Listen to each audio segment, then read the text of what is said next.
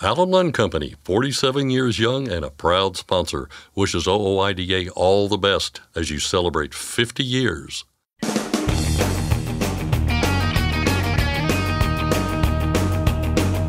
OOIDA, representing America's truckers since 1973, presents Landline Now with your host, Mark Redding.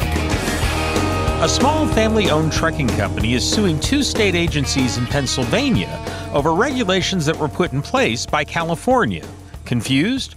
We'll clear up what's happening and why it's important with Luke Wake, an attorney with the Pacific Legal Foundation. A license suspension is a serious matter for any truck driver. It can not only take you off the road, if you're a one-truck operator, it could end your business. So how to handle suspensions if they happen is something important to be aware of. I'll talk over the topic with David Grimes of CDL Legal. And finally, voters in a number of Georgia and Texas counties will decide this fall on transportation funding measures. Scott Thompson will get the details from our state legislative expert, Keith Goebel. But first, the news with Scott Thompson. Thanks, Mark. Safety advocates are making a new push to get speed limiters and automatic emergency braking mandates into effect. The Truck Safety Coalition on Monday releasing a new report. It cites statistics from the National Highway Traffic Safety Administration, which notes there were more than 5,600 fatalities involving large trucks in 2021. The Truck Safety Coalition says the numbers alone warrant immediate action from federal agencies toward a mandate of automatic emergency braking systems and speed limiters. Now, a couple of things to note here. First, keep in mind that the NHTSA data does not provide information on who was at fault in any deadly truck crash. It's also worth mentioning that regulations on the trucking industry have increased dramatically in recent years, and yet crash numbers across the board are still up. Despite that, regulators are moving ahead with the two proposed mandates, OOIDA opposing both. FMCSA is scheduled to unveil a proposal to mandate speed limiters on most commercial motor vehicles in December. OOIDA President Todd Spencer says simply it would make roads less safe. The frustrating part of this for drivers is that, okay, they have to live with the ramifications of whatever rules that these folks come up with. And of course, they live in a real world where they have to interact with other traffic and things like that. And this really isn't a complicated issue.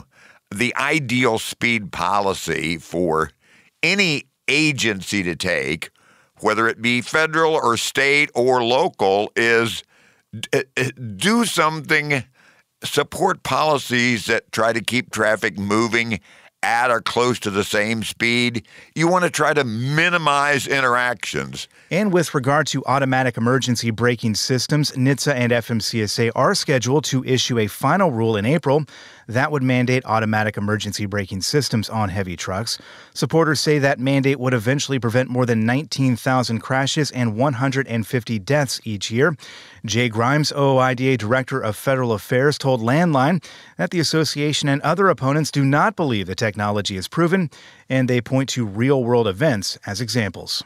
We are always going to have concerns about regulatory mandates for technologies or any other ruling that hasn't been proven to benefit highway safety. And this is something we've heard concerns about, these AEB systems that are on some trucks right now in terms of false activation alerts, really taking control out of a driver's hands, not being able to perform as expected in all different types of road, weather conditions. And something we pushed back in the 2021 highway bill negotiations. And unfortunately, that bill kind of put in track this rulemaking mandate, but it also had some requirements that NHTSA and FMCSA had to abide by to really ensure that whenever this rulemaking is finalized and becomes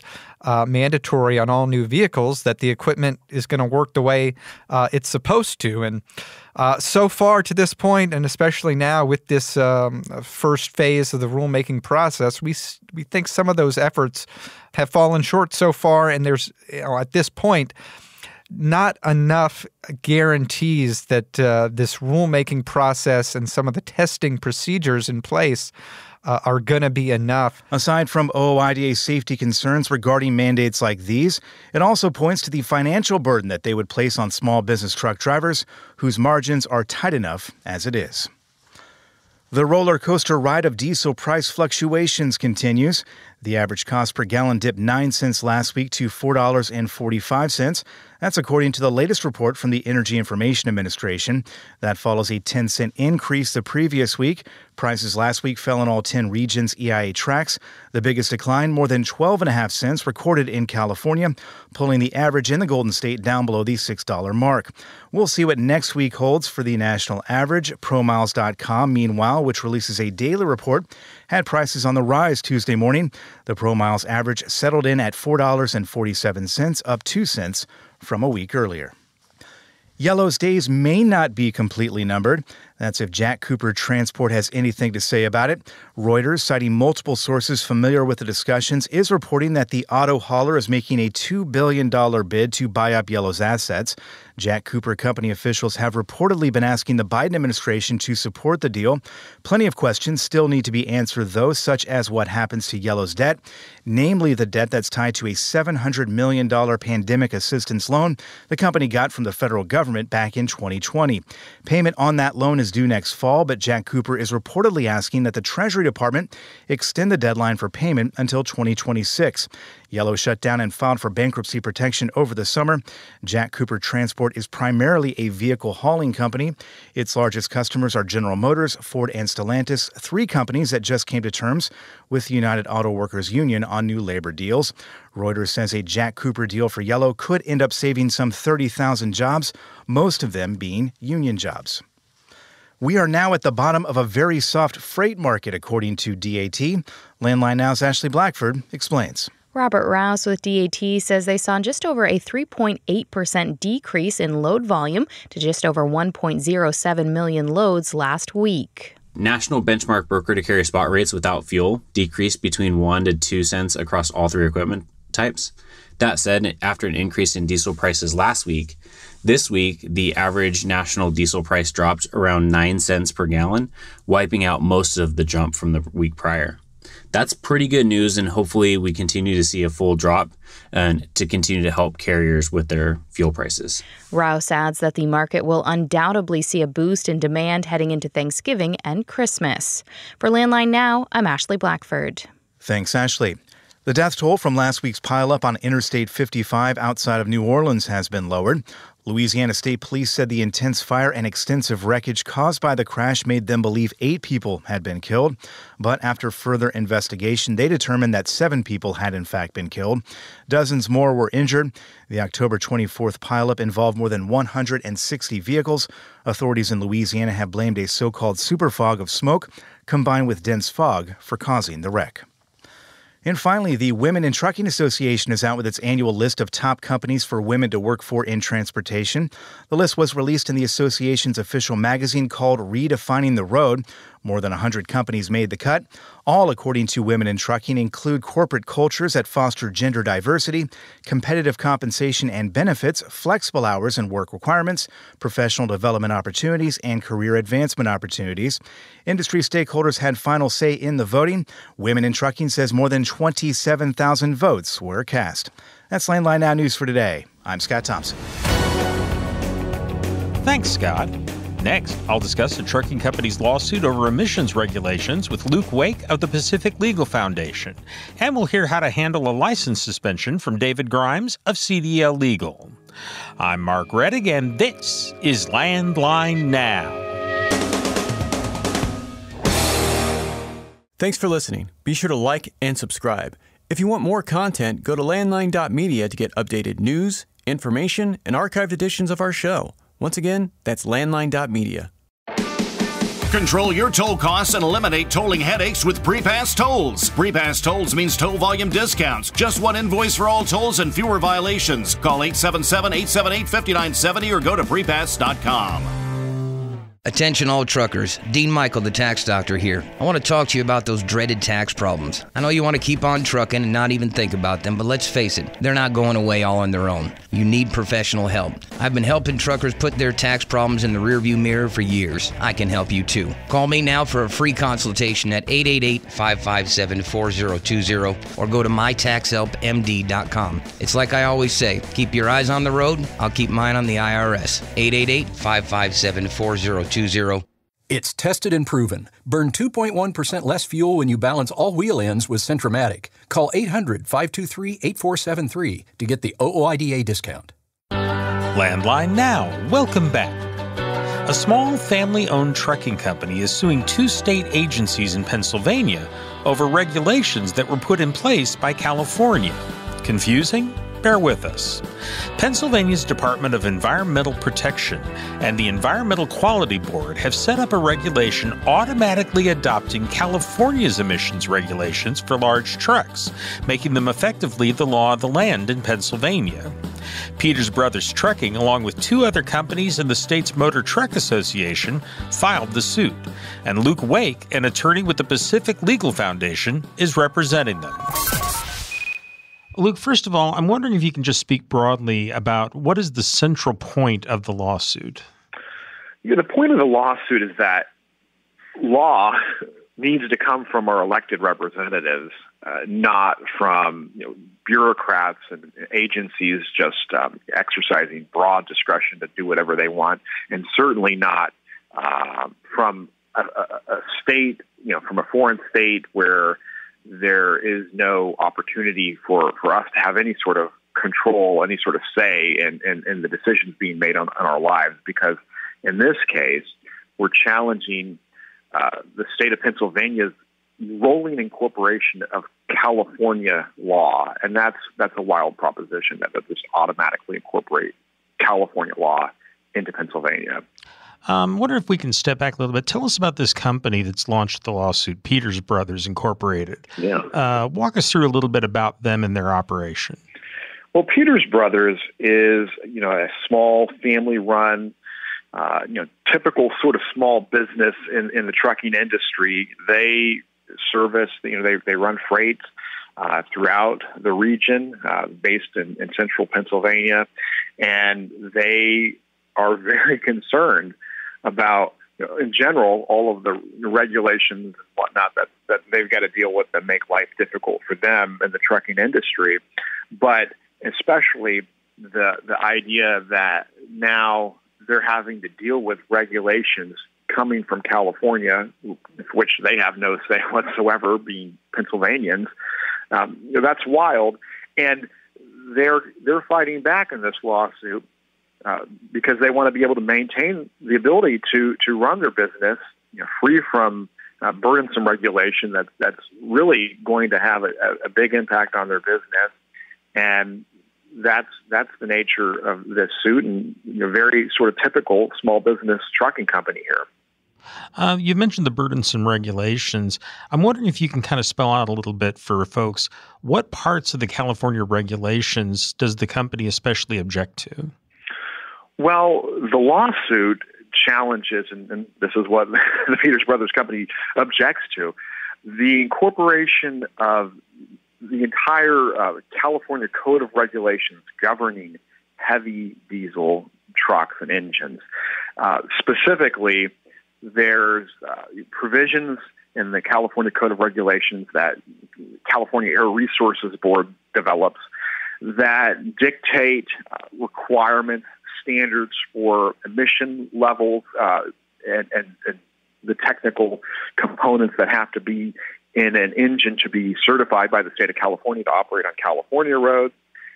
So there's those emission criteria that is getting ever more stringent, to the point that it's a real cause for concern, because as you raise those stringency levels, you're raising the cost of buying new trucks, replenishing your fleet, and that's a huge problem, because it means that Peters Brothers is going to be stuck.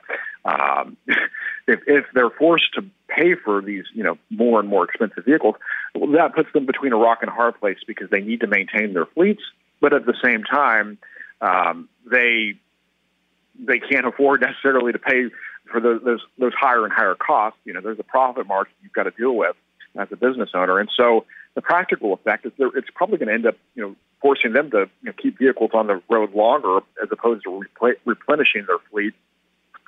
Additionally, they're challenging in this lawsuit, they object to requirements that when they buy a truck, a new California compliant engine, they're required at the same time to pay for an extended warranty. So, everyone's got to pay for the warranties, ensuring the emission systems under EPA standards.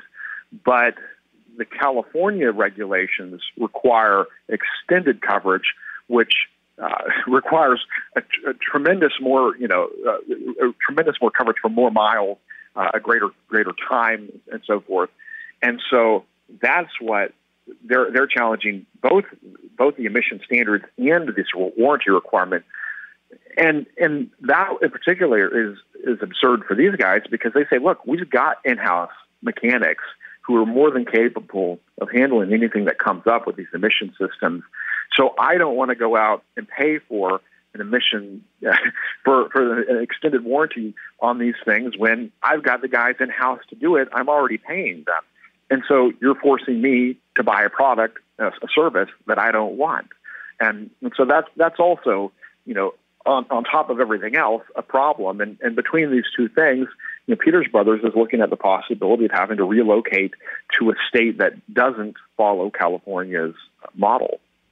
What was the state of emissions regulations in Pennsylvania before adoption of the California regulations?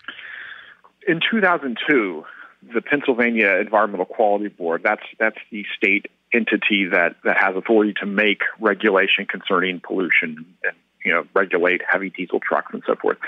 That entity promulgated regulation that adopted the California standards as they existed in 2002. And they knew what those regulations looked like at that time. They were their specific requirements for emissions that were more demanding than the default EPA baselines. There's warranty requirements that under the federal EPA baseline that California at that time was in line with. But recently, in the last few years, in 2019 and then in 2021, the Air Resources Board in California updated its regulations and very much turned the screws on California truckers, but also by implication, truckers in any state that follows California standards. And specifically, that's where we have the ratcheting up of more aggressive emission standard requirements progressively over the next few years. For example, they basically require more and more stringent standards year by year. So model year 2027 comes out, they're going to require this standard. And then, by the time we get to 2032 models, they're going to require much more demanding standards, to the point that my understanding is the manufacturers aren't sure how they're going to be able to even produce compliant vehicles. And to the extent that they can find a way, we can only assume that it's going to be monstrously more expensive. Okay. I'm wondering if we can step back a little bit and get into the weeds just a little bit on the legalities of this. I read some of the lawsuit documents that were online, and it talked about some of the legal reasons that the suit objects to outsourcing Pennsylvania's regulations. Can you get into a little bit of some of the reasons that that's a legal problem? Well, it's a major legal problem when you have a state adopting, just as a going matter, anything that another state does without making the hard decisions themselves. That violates separation of powers.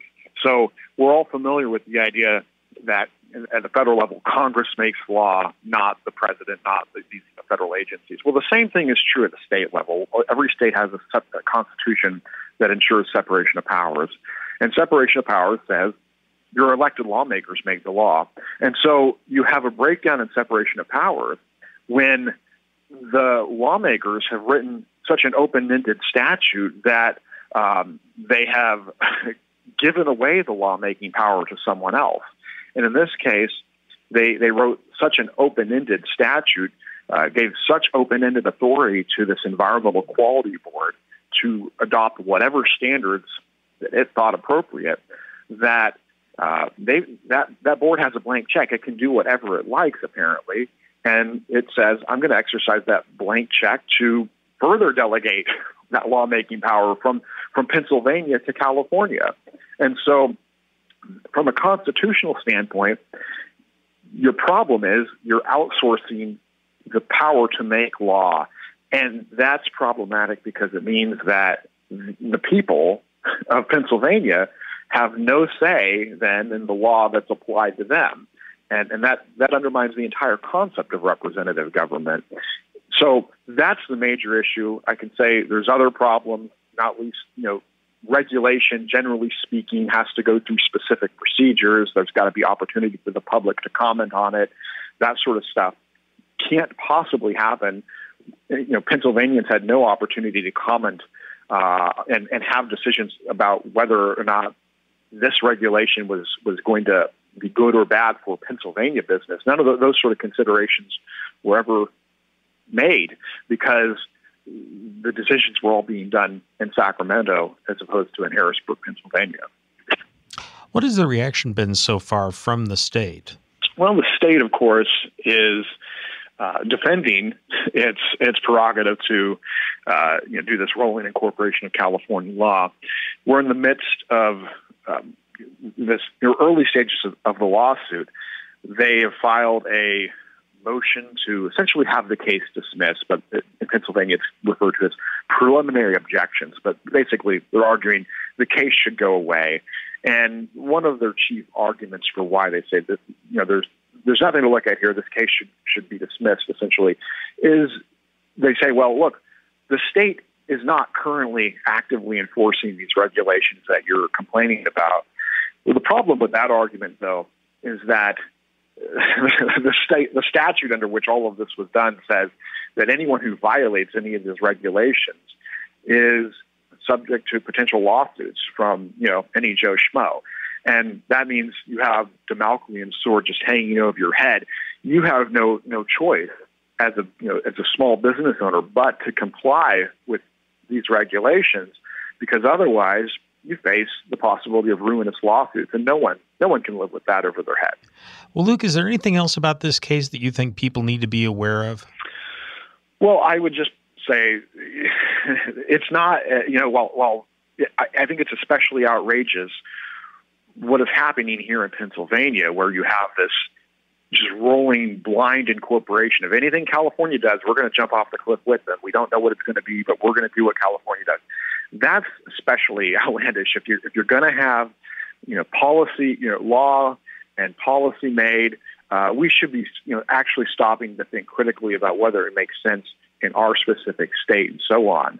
But the broader issue, the separation of powers issues I've been talking about, those are sort of evergreen problems with the administrative state that, if you're concerned about growth of regulation, affecting small businesses like Peters Brothers, then we should in general be concerned about state legislators and Congress, for that matter, passing just open-ended statutes, giving unfettered regulatory authority to agencies to make rules that complicate our lives. We want those hard decisions need to be made by the legislators, and we need to reclaim our accountability over government.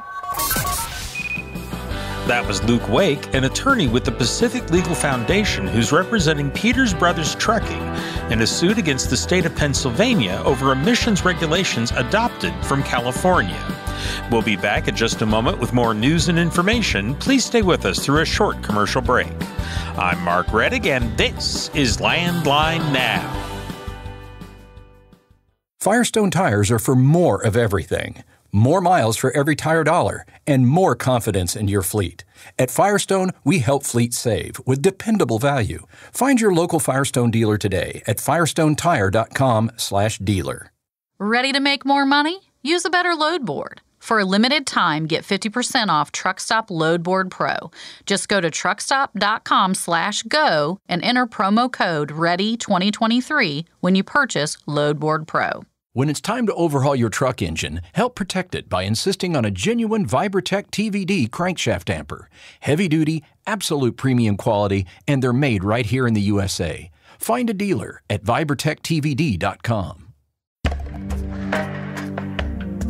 Landline Now, welcome back. A license suspension is a serious matter for any truck driver. It can not only take you off the road, if you're a one-truck operation, it can end your business. So how to handle suspensions if they happen is something important to be aware of. I talked over the topic recently with David Grimes of CDL Legal, a legal services provider to the trucking industry. What are some of the most common reasons that people get their license suspended? So yes, as far as a suspension goes, a suspension is going to be more of a penalty imposed by the DMV for something that is directly tied to your driving or your driving record. The two most common reasons that we see that people get a suspension are that they've either incurred enough violations on their record that they will sort of pass a certain margin that the DMV has set, and the DMV will penalize them with a suspension. Or the person will have a court case or something else that they really need to attend to, and that court or some other entity will request a suspension. They'll ask the DMV, hey, could you please suspend this driver's license so that we can get them to pay attention to this thing that we have going on. And once they deal with whatever it is that's going on in court, then the court will release the suspension. Now, I know there are certain lengths of time of suspension depending on what the reason is. Can you kind of give us an idea of how long these suspensions can last? Mm-hmm. So for that second type of suspension that I had mentioned, usually the period of time is only as long as there is some sort of outstanding issue. So, for instance, if a driver has a court case, he fails to appear at the hearing, the court asks for a suspension, the DMV carries out that suspension. The driver can get his license reinstated or drop the suspension if he replies to the court and goes and fulfills the court's requirements. However, suspensions that are due to a number of violations that have stacked up, those usually have a specific period of time as a penalty for those suspensions. So a 60-day suspension is pretty common. A 3-month suspension, a year-long suspension. Those are usually set pretty clearly by the DMV. And you can always go online, use Google, and check out the different DMVs and what they will give points for and penalize you, and how long those suspensions are likely to be.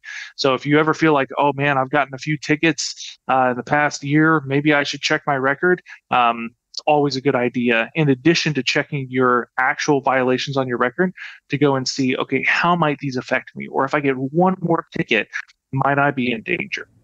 To what extent does this vary state to state? You mentioned the DMVs a couple of times. Mm-hmm. Talk a little bit about how it can vary from state to state. So, unfortunately, there's a lot of variation, so much so that it would take much too long for me to go into too many details. But the only thing that a driver should be concerned with is their own licensed state. If you're licensed in Oregon, the Oregon DMV is what you need to worry about, and their rules. If you're in Texas, it's Texas. So in broad terms, a state will usually have either a point system or a strike system. If you are under a point system, it's however many points based on the types of violations that you've gotten, and they stack up together. And then if you get a certain number of points within a certain period of time, usually a year or 2 years, this many points, that many points, then you're in danger of a suspension. For a strike system, I believe actually Oregon has a strike system, now that I'm thinking about it. If there's a strike system, it usually doesn't matter what those exact violations are, just if they meet a broad definition, say speeding or a lane violation or something like that, well, that's a strike. And if you get enough strikes, there you go. You get a suspension. How do you typically find out that this has happened? I know if it happens in court, that's fairly obvious, but beyond that, how do you find out? Well, you would never want to find out on the side of the road with an officer standing there pointing his flashlight at you. But unfortunately, that does happen. A typical way that people find out also is they'll receive something in the mail. The DMV will send them usually a letter warning them that they might get a suspension, especially if it's related to a request for suspension from the court. They'll say, hey, please deal with what you have to deal with in this court, or sometime in the next 30 days, we will suspend your license. If it's something having to do with points, they'll usually get a letter saying, hey, you've got this many points or this many strikes, you're over your margin. I'm sorry, but we're going to have to suspend you for this period of time. And usually those letters will come with instructions and details on what the driver can do next. But it's never a good day opening the mail when you get something like that. Now, once you've been informed, what is the first thing that you need to do? Well, the first thing that you would want to do is find out more details. As we've been talking about these two different primary types of suspensions, they are dealt with in different ways. And the faster you can learn how you got the suspension and what it looks like, the faster you can deal with it. And I know time is money for drivers, and the longer they sit with a suspended license, the more it will affect them and the more that will snowball. So speed and knowing what you're up against is essential. Read over the letter if you got a letter. Ask the officer lots of questions if it was an officer who stopped you and told you about it. The more information you can learn, go talk to your DMV or call them, get on their website if you have to. Seek legal help if you have to do that. So again, the faster you respond, the faster you can deal with it, and the faster you can get your license back. Once you have been suspended, can you appeal that? I think there is a process in some states, but it is rare. Usually an appeal will take a longer period of time than it would to either let the suspension play out or handle it quickly and get the suspension removed. So for commercial drivers, making an appeal, whether that's for a sense of being justified or for whatever reason, it's usually not the most practical way to get your license back. Usually it is follow through with the things that you need to do in order to get the suspension removed. If it is a suspension that's due to points on your license, for instance, you get a year-long suspension for having 3 tickets within the last 12 months. Well, that's pretty bad. And there's not a really clear way that you can fix that besides waiting out the suspension. So in a case like that, something that you can do is go back to the root of the problem, find out the individual things that have caused your suspension in the first place. And if any of those can be handled, and then that fix kind of trickle back up to a shortening of your suspension, then again, that's where you would want to start.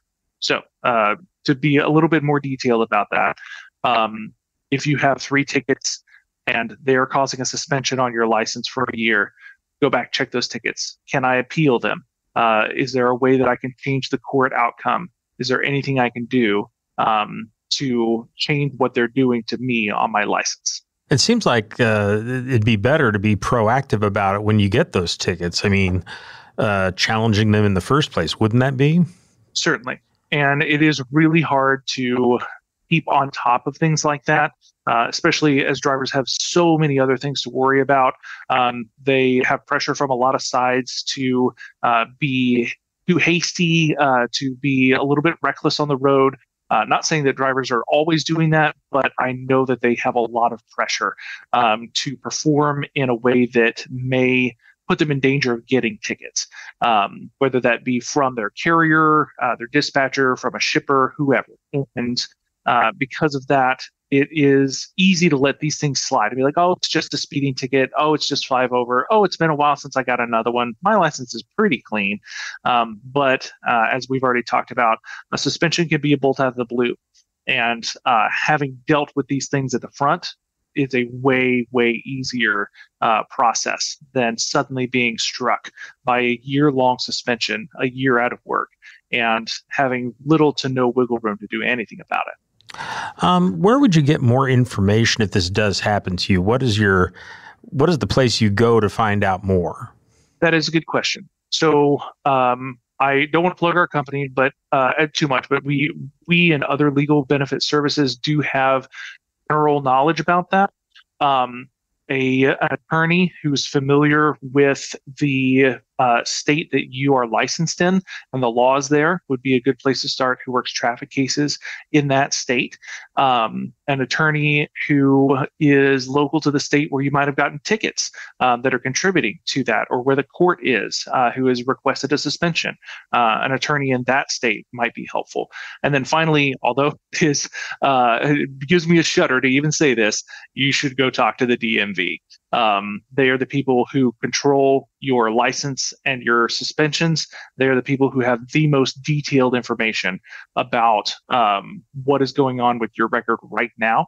And if you can get help from them to learn how to take steps to get a suspension lifted, they will be able to give you those steps in the best, most concise way, I would think. Okay. Once you're in this situation, what are the steps you have to go through to get your license back? Mm-hmm. So typically, as we've talked about with the two different main types of suspensions, it's a matter of either, in the case of a suspension requested by a court, it's a matter of getting back to the court and the common terminology is satisfying the court requirements.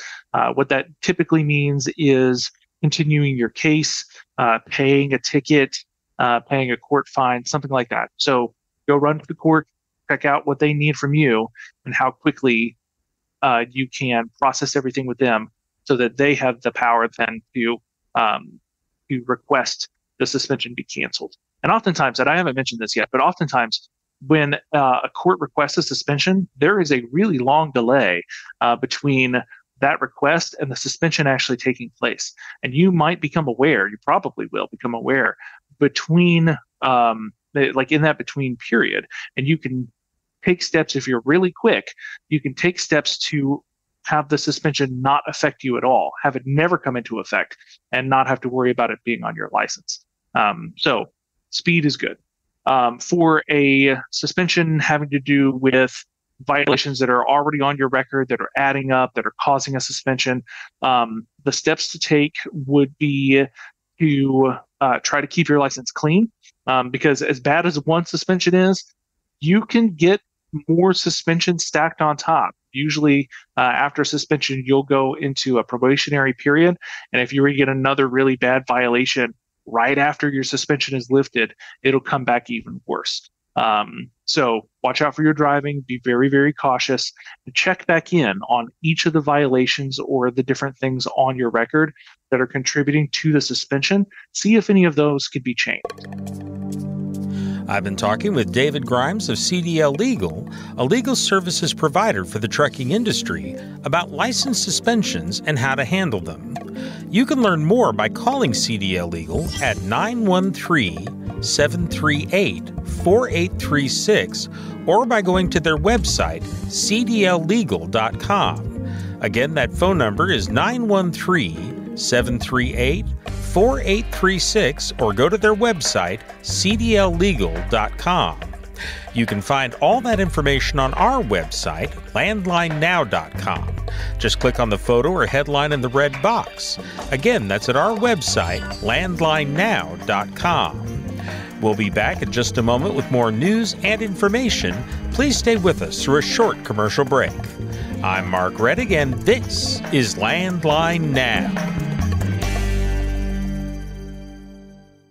Since you started, what you've loved about trucking is the freedom. Heading out on your favorite route, a good driving song, and thinking about truck insurance. Well, maybe not that last one, That's why we're here.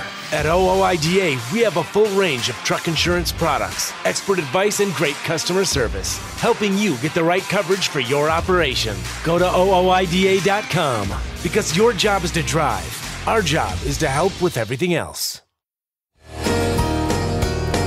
Welcome back. Election Day 2023 is coming up fast, and there are a number of transportation-related questions on the ballot in various states. Here with the details is our resident expert on all things state-related, the state legislative editor at Landline Magazine, Keith Goebel, MD. Not a doctor yet. No? Okay. Keith, I think what the MD might stand for in this case as an alternative to being not being a doctor. We'll workshop some ideas there. But I'm doing all right. Hey, I'm looking forward to elections coverage, specifically for transportation issues, which is always the case around here. But yeah, 2023 not as heavily invested in ballots around the country with transportation questions. But where there are transportation questions, we're almost to Christmas Day when we find out what voters decide. a little election day post-present, or I don't know. And this really does kick off the big election season. Obviously, 2024 is, as you mentioned there, the big one. But we do have voting next week, November 7th. That's a day to circle on your calendars out there. Election Day 2023 throughout the U.S. And we've got, as I said, there are a lot of questions out there related to transportation funding. Important because that's money that keeps our roads and bridges in good repair, obviously. Let's run through these, Keith, starting in Georgia here, where the state's transportation tax is on the ballot. And let's start with some background on that before we get into these specific counties and what they're talking about. Yeah, and again, as I think I mentioned last week, the focus this year is more on local transportation questions, not so much state. I anticipate there will be an abundance of those next year. But yeah, the focus being on local transportation questions. And Georgia is essentially each and every year there are counties throughout the state that decide on transportation questions, specifically a sales tax question. And that is because within the past decade or so, they had put into statute authorizing counties to ask voters for a transportation sales tax. And counties that approve the sales tax, they can have it in place for 5 years. So it's something that they can continue to renew, but in 5-year increments. We've had some counties that have yet to act on it. We've had some counties that have approved it maybe at one point, and then they've allowed it to expire and not renewed it. And then you have the pursuit of, for those folks who want the money for transportation, that bring it back up for voters. And then you have the counties that have approved it in the past, and they've continued to approve it. But yeah, each and every year out of what I think it's like about 160 counties there in the state, there's always going to be at least a handful that are going to be deciding on this transportation tax. Again, it's a 1% tax. It's devoted specifically for transportation purposes, and within that, it can apply. You go to roads, bridges, transit, as well as seaports there in the state. But yeah, something this year again. I guess you could say here in the next week, there's a handful of counties around the state that are going to be asking voters whether to again implement or renew that transportation tax that they're looking to collect. And the question in these handful of counties, pretty much the same question throughout. Is the language basically the same throughout those several counties? The end effect is the same. It is for a 1% sales tax. If they don't have this transportation special purpose tax, it would be to increase it or to continue with it if they already have it. But yeah, it's a 1%. Each county can divvy up their funds however they determine. I have noticed that there is no set amount going for county projects and then city projects. And of course, counties have varying numbers of cities, and they're located there. So for the most part, you'll see counties that will get the majority of the revenue, and then the rest goes to the cities. But there are some cases where a city was actually, I guess if it's the larger city in a county that doesn't have too many municipalities located within it, that particular city might be getting more money than the county. But yeah, there's a lot of I say deviation. There's a variety within that 1% increase or continuation. Again, of sales tax. These are taxes that are collected on motor vehicle transactions. Like if you're in the Atlanta Fulton area, their taxes are collected from motor vehicle transactions. But yeah, otherwise, if you get outside of those areas, again, the purpose is specifically devoted to transportation. So, yeah, something that that each and every year, even though throughout the country there might not be, like in 2023, there's not much out there as far as transportation-related questions as a whole, but there will always be something in Georgia. Similar issue, or same issue, really, different state, Texas, we're talking about here. Voters there in about a dozen counties will have final say on November 7th with transportation funding questions. Which of these counties, you got more than a few here in your story on landline.media, Keith. Any in particular that jump out to you that people should know about? Well, it is interesting that, for the most part, these counties, these are some of the larger counties there in the state of Texas. I know like Collin County, and they're one of the top 10 counties. You've got Travis County, which obviously includes the city of Austin. Williamson County, that's north of Austin, another one, and some of these counties, what they're looking to accomplish, whether it be through tapping bonds to cover transportation purposes, both Travis County, Parker County being another one there west of Fort Worth, wanting to utilize, again, bonds to get projects done. Elsewhere, it could be just the pursuit of whether it might be some sort of tax increase. They're looking to make funds available that way. But for the most part, it is using bonds to get needed road work done. Whether that is, I say road work. I mean, obviously, I'm including bridge work in that as well. And for the most part, these counties have identified specific projects that would benefit them. The other thing is, we're talking about Texas. This is an area it's a state that for years, population growth in those counties throughout the state, and trying to stay ahead or to keep pace with population growth, and having to again tap a method of raising money or getting projects done, and using bonds appears to be the preferred method that these county election commissions there have decided to pursue. So we've got these counties asking these questions. We've also got some relatively big cities doing the same, including right down the road here from us in Kansas City, Missouri, and Spartanburg, South Carolina as well. Can you go over those two with us real quick here? Yeah, Kansas City, Missouri, they already have their area transportation authority. Obviously, the focus is on transit, getting people off of the roads, or providing that option for folks who don't have vehicles, but giving them a method of getting around town. There's a question that would renew about 1/3% sales tax that would go for funding continuation of their area transportation authority. And then in Spartanburg, South Carolina, they're wanting to apply a penny transportation sales tax that it would be a 6-year tax. It would raise in the neighborhood of $500 million. And the focus there would be on actual road work, repaving, resurfacing, intersection improvements, bridge replacements, the like.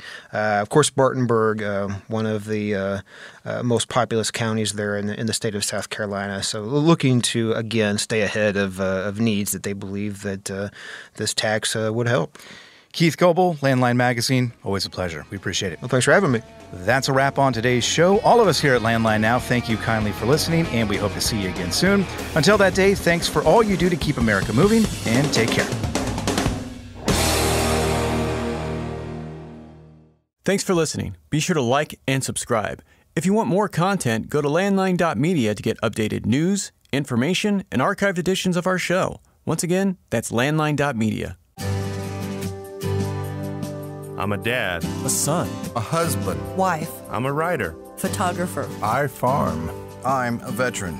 I love old cars, fishing, my kids, chrome, and I am a professional truck driver. And together we are OOIDA. OOIDA was founded by truckers to stand up and speak on behalf of truckers. We've done that by combining the individual voices of our members into a single, powerful voice. Protecting your interests, defending your rights. Join us! Make your voice heard.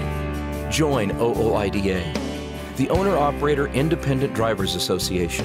Call 1-800-444-5791 or visit ooida.com.